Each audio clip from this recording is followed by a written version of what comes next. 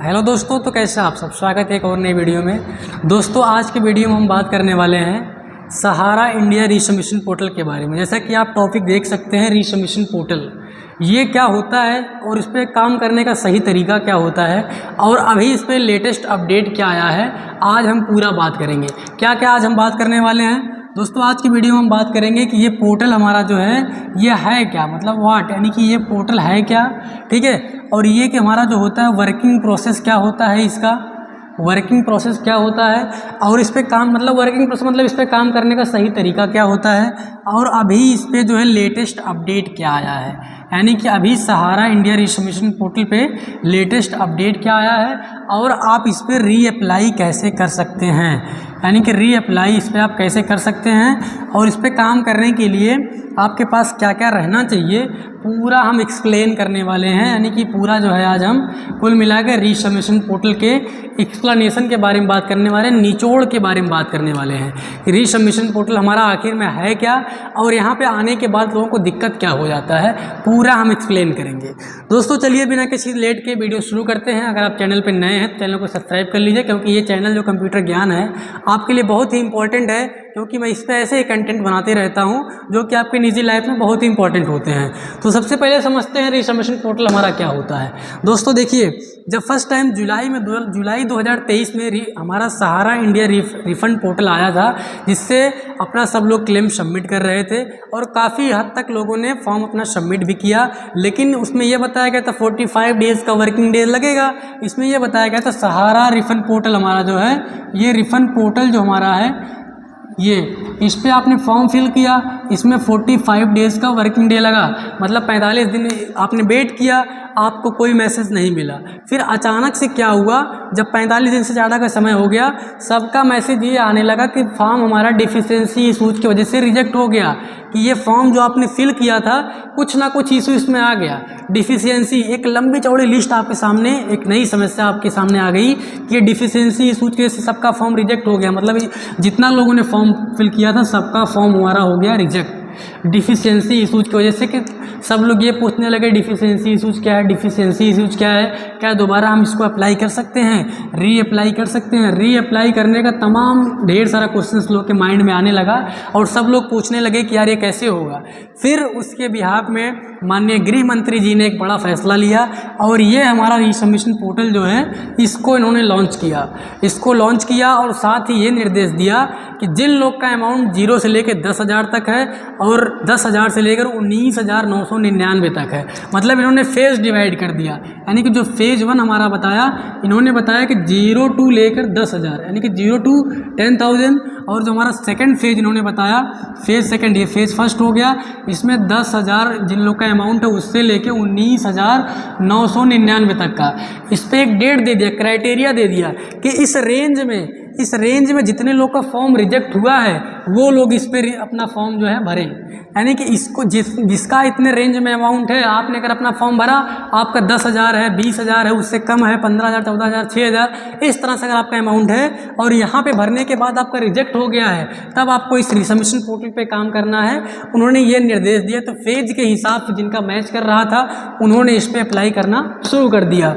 अब लेकिन यहाँ दिक्कत ये हुआ कि जिन लोग का रिजेक्ट हुआ है वो क्या क्या दिक्कत आ रहा है, वो दिक्कत ये आ रहा है कि डिफिशियंसी इशूज आ रहा है। डिफिशियंसी इशू जो है ये काफ़ी लोग पूछेंगे भाई अब ये नई समस्या क्या है, डिफिशियंसी इशूज क्या है, इसको कैसे हम डिफाइन करेंगे। तो दोस्तों ये जो डिफिशियंसी इशूज जो हमारा आया है ये कोई नई चीज़ नहीं है, लेकिन उस समय जो सहारा निवेशक जैसे जो हैं बेसिकली गांव से बिलोंग करते हैं तो उन लोग को पता ही नहीं कि ये क्या होता है। तो डिफिशियंसी इशूज अगर दोस्तों हम ये कहें तो ये हमारा ये होता है, उसमें ये आने लगा कि जो सहारा निवेशक है वो सोसाइटी का सदस्य नहीं है, यानी कि आपने जो पैसा इन्वेस्ट किया है वो सोसाइटी के सदस्य नहीं है, सोसाइटी मेंबर जो है डज नॉट एग्जिस्ट, मतलब आप सोसाइटी जो हमारा जिसमें आपने पैसा इन्वेस्ट किया है उसके सदस्य ही नहीं है। या फिर जो आपका आधार है वो मिसमैच है, यानी कि आधार में आपका जो नाम है वो मिसमैच है, आपकी मैच्योरिटी नहीं कंप्लीट हुई है, इस तरह से तमाम इशूज आने लगा। यानी कि सोसाइटी के सदस्य नहीं है, आधार नेम मिसमैच है, सोसाइटी के सदस्य नहीं है, ये हो गया, आधार मिसमैच है, हमारा मैच्योरिटी नहीं कंप्लीट है, मेंबरशिप इनवैलिड है जबकि हमारा सही है, या फिर ऐसे ढेर सारे एक लंबी चौड़ी लिस्ट होती है। कभी डिफिशियंसी इशूज़ के बारे में पूरा एक्सप्लेन कर दूंगा कि ये क्या होता है और कौन से डिफिशियंसी जो इशूज़ आने पर हमें कौन सा एक्शन लेना है। तो ये बड़ा अच्छा काम सरकार ने किया था कि जब डिफिशियंसी इशूज़ आया तो उसके सामने एक पूरा लिस्ट उन्होंने दे दिया कि आपका ये इशू है, इसी के सामने कोड लिखा है रिजॉल्व कि कौन से इशू पे आपको कौन सा काम करना है, मतलब अपने कोड को आपको मैच करना है, फिर इस पे जाना है। तो जो लोग यहाँ तक फॉर्म भरने आए हैं तो सबसे पहले मैं उनको बता दूँ, इस पे फॉर्म भरने के लिए सबसे पहले आपको रिफंड पोर्टल पे आपको लॉगिन करना है। जब आप इस पे लॉगिन कर लेंगे तो यहाँ जाने के बाद आपको मालूम चल जाएगा आपका फॉर्म क्यों रिजेक्ट हुआ है, उसको आप नोट कर लीजिए। ठीक है, पहला काम उसको आप नोट कर लीजिए, इशूज़ को आपने नोट कर लिया। और एक क्लेम रिक्वेस्ट नंबर मिलता है, CRN नंबर जिसको हम बोलते हैं क्लेम रिक्वेस्ट नंबर, इसको भी आप नोट कर लीजिए, तभी आप यहाँ पे एंट्री कर पाएंगे। अगर आपके पास ये चीज़ें नहीं हैं तो आप यहाँ पे काम नहीं कर पाएंगे। ये सीधा सा फंडा है गवर्नमेंट का। ठीक है, तो मैं ये मान के चल रहा हूँ कि आप सारा रिफंड पोर्टल पे लॉगिन कर लिए हैं, CRN नंबर अपना डिफाइन कर लिए हैं, डिफिशियंसी इशूज़ को डिफाइन कर लिए हैं। अब आप रिफंड पोर्टल पे काम करने के लिए आ चुके हैं। तो यहाँ पे आने के बाद आपको रिसबमिशन लॉगिन न्यू का एक ऑप्शन दिख जाता है, आपको उस पर मतलब जो है क्लिक करना है। ठीक है, वहाँ पे अपना जो है CRN नंबर दे करके आधार कार्ड से जो मोबाइल नंबर आपका लिंक है उसको रजिस्टर करना है, फिर आपका लॉगिन हो जाएगा। तो जिस डेट में आपने लॉगिन किया था वही डेट आपको देखने को मिल जाएगा कि इस डेट में आपने यहाँ पे जो है अप्लाई किया था, अब आप यहाँ पे काम करने आए हैं तो नेक्स्ट कर देना है। उसके बाद सेकंड स्टेप में आपका दिखेगा कि ये जो हमारा आपने किया था डिटेल पूरा है, बैंक ये लगा है, वो सब चीज़ें आप नेक्स्ट कर दीजिएगा। फिर मेन स्टेप जो हमारा आएगा क्लेम प्रोसीड का आएगा, उसमें आपको एक्शन बटन मिल जाएगा, जो कि इस समय काफ़ी लोगों की समस्या है। एक्शन बटन आपको मिलेगा, उसमें एडिट बटन भी मिलता है। ठीक है, एक्शन बटन भी मिलेगा, एडिट ऑप्शन भी मिलेगा। तो इस एक्शन बटन पे जब आप क्लिक करेंगे तो ये एडिट वाला इनेबल हो जाएगा। इस पर क्लिक करने के बाद जो आपने अपने डिफिशियंसी इशूज़ को मैच किया है कि हमारा ये दिक्कत है, जैसे आपका दे दिया कि आप सोसाइटी के सदस्य नहीं है, आधार नेम मिसमैच है, तो ये सब चीज़ें उसमें सामने लिखी रहेंगी कि आपको यहाँ पे ही सही हो सकता है कि आपको अपने एजेंट से कांटेक्ट करना पड़ेगा या बैंक में जाना पड़ेगा। तो उसी के सामने आप पढ़ लीजिएगा, आप जो आपका इशूज है आप इस वीडियो से रिलेट करिएगा, फिर उसी के अकॉर्डिंग आप काम करिए। सब मैच करने के बाद जब आप इस पर क्लिक करेंगे तो वो आपका सही हो जाएगा। उसके बाद आपको फिर से जो आपके बॉन्ड पेपर है उसको अपलोड कर देना है, फिर से आपको एक दावा प्रमाण पत्र मिल जाएगा, उसमें फ़ोटो पेस्ट करना है, साइन करना है, फिर से उसको आपको रीअप्लाई कर देना है। जब आप उसको रीअप्लाई कर देंगे तो आपको इसमें अगर 50,000 से ज़्यादा अमाउंट है, लेकिन वो तो अभी ऑनलाइन हो ही नहीं रहे, जैसा मैंने क्राइटेरिया दे दिया। ठीक है, तो इस तरह से आप करेंगे, उसके बाद अपलोड करेंगे, फाइनल सबमिट आपका हो जाएगा।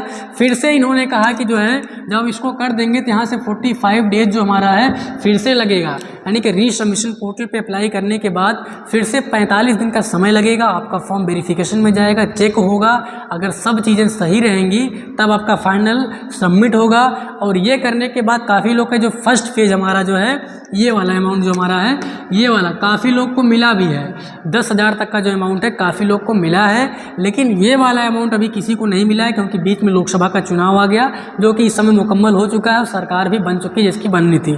ठीक है, तो अब ये उम्मीद जताया जा रहा है जो लोग रिसबमिशन पोर्टल पे काम नहीं किए हैं वो सही तरीके से काम करें, सटीक तरीके से काम करें। एक बार आपका फॉर्म यहाँ रिजेक्ट हुआ है, दोबारा आप कोशिश करिए कि यहाँ पे रिजेक्ट ना हो। अब ऐसे में कुछ भाई लोग पूछेंगे भाई आप बता तो दे रहे हो सही है, लेकिन जब हम करने जाते हैं तो हमें ये दिक्कत होता है। तो भाई देखो मैं आपको सिंपल बता देता हूँ, जो मेरा चैनल है कंप्यूटर ज्ञान, ठीक है, इसमें जो है इसको मैं एक्सप्लेन कर देता हूँ। कंप्यूटर ज्ञान चैनल जो है इसमें आपको एक प्लेलिस्ट मिल जाएगा, सहारा इंडिया, यानी कि सहारा इंडिया रिफंड पोर्टल नाम से आपको एक प्लेलिस्ट मिल जाएगा। यानी कि यहाँ मैं आपको एक्सप्लेन कर कुछ चीज़ें मिटा देता हूँ, ठीक है, तो आप समझ गए होंगे। यहाँ मान लीजिए मिटा दे रहा हूँ मैं कुछ इस तरह से जैसे, ठीक है। तो चैनल जो मेरा कंप्यूटर ज्ञान है, कंप्यूटर ज्ञान, ठीक है, ये आप ही का चैनल है। आप इस पर क्लिक करेंगे तो आप जब प्लेलिस्ट वाले सेक्शन में जाएंगे यहाँ से, ठीक है, प्लेलिस्ट में आप जब क्लिक करेंगे तो यहाँ आपको मिल जाएगा सहारा रिफंड पोर्टल, ठीक है, सहारा रिफंड पोर्टल से लेकर के। तो भाई देखो इस प्लेलिस्ट में लगभग मैं 50 से ज़्यादा वीडियो बना चुका हूँ, 50+ वीडियो बना चुका हूँ, जो कि अगर आप देखोगे तो सहारा इंडिया है क्या, इसमें पैसा कैसे फंस जाता है, मिल काहे नहीं रहा है, सरकार नहीं दे रही कि एजेंट नहीं दे रहा है, जितने भी मुद्दे होते हैं लगभग मैंने सब पे खुल के और सही चीज़ों में बात किया है। तो जो लोग नहीं जानते हैं भाई, प्लेलिस्ट में जाओ, फॉर्म अप्लाई करने का भी पूरा तरीका वहाँ पे मिल जाएगा, कैसे डिफिशिएंसी को डिफाइन करेंगे, कैसे अपना कोड समझेंगे, कैसे मेंबरशिप सही है तब भी उसको सही करेंगे, सब चीज़ों का क्वेश्चन भाई इस प्लेलिस्ट में है। हाथ जोड़ रहा हूँ, एक बार पूरा कंप्लीट वीडियो देख लो भाई।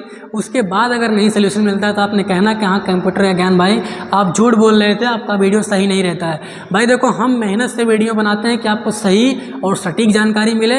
आप हमारे ऑडियंस हैं तो आप हमारे पास एक बिलीफ सिस्टम जनरेट हो जाता है, क्योंकि काफ़ी दिन से आप मेरा वीडियोस देख रहे होंगे तो आपको पता चल गया होगा कि मेरे चैनल पे किस तरह का वीडियो आता है। देखो, इतना एक्सप्लेन करने का भाई मुझे क्या ही पड़ा है, लेकिन मैं सोचता हूँ जो हमारे व्यूअर्स हैं, मुझे लगता है कि जो लोग गाँव से बिलोंग करते हैं भाई, उतने पढ़े लिखे लोग नहीं होंगे, तो कोशिश करते हैं हम लोग लिख के समझाएं, क्योंकि काफ़ी लोगों को कंप्यूटर में नहीं समझ में आता। मैं ये चीज़ें कंप्यूटर पे बहुत बार भाई 20 बार बता चुका हूँ, इसीलिए मुझे लगा पूरा स्टेप बाय स्टेप एक्सप्लेन कर देता हूँ कि कैसे चीज़ें होती हैं, कैसे आपको ऑफलाइन काम करना है, कैसे ऑनलाइन करना है, सब कर दिए भाई। प्लीज़ एक बार वीडियो देख लो, उसके बाद अगर फॉर्म आपका रिजेक्ट होता है तब आप मुझे बताइएगा कि आपका फॉर्म रिजेक्ट हो गया है। देखो, आप अपना काम सिर्फ सही तरीके से कर सकते हो भाई, पैसा देना है नहीं देना है वो तो गवर्नमेंट के ऊपर डिपेंड करता है, लेकिन आप अपनी तरफ से निश्चित रहिए। आप सहारा में 20,000 50,000 रुपया इन्वेस्ट कर सकते हैं, लेकिन आप फॉर्म को भरने में 200 150 रुपया नहीं इन्वेस्ट कर सकते हैं। तो भाई एक बार ज़रूर कर दो, ठीक है, क्योंकि अब सरकार बन चुकी है, अब हो सकता है पैसा मिलने में जल्दी हो। तो ये रिसबमिशन पोर्टल का कंप्लीट प्रोसेस मुझे लगता है कि आपने समझ लिया है भाई। अगर ये आपने समझ लिया है ना तो इस पे काम करने में आपको कोई इशू नहीं आएगा।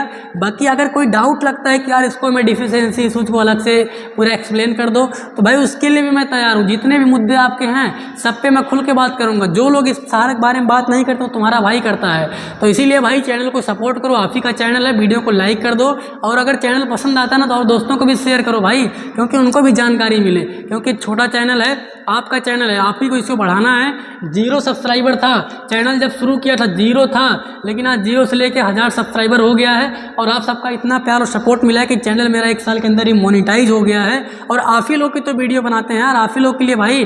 अगर आप लोग नहीं सपोर्ट करोगे तो क्या ही हम करेंगे। छोटे क्रिएटर को देखो सपोर्ट करना चाहिए। जो बड़े क्रिएटर हैं भाई, आपको ये लगता है कि बड़े क्रिएटर हैं कुछ भी बोल देंगे, सही बोलेंगे, ऐसा नहीं है दोस्त। जो छोटे क्रिएटर हों सही जानकारी देते हैं, इसलिए आप छोटे क्रिएटर को भी सपोर्ट करो। और भाई मैं खुद, मेरी नज़र में जो भी क्रिएटर हैं, जो लोग वीडियो बना रहे हैं, 1 सब्सक्राइबर ही उनका है, मेरी नज़र में उनके लिए बहुत इज्जत है। आप लोग मेहनत से काम करिए, जिस भी कैटेगरी पे आप काम कर रहे हैं सही जानकारी दीजिए, ताकि आपकी जो ऑडियंस है उससे डायरेक्टली आप कनेक्ट हो पाएँ।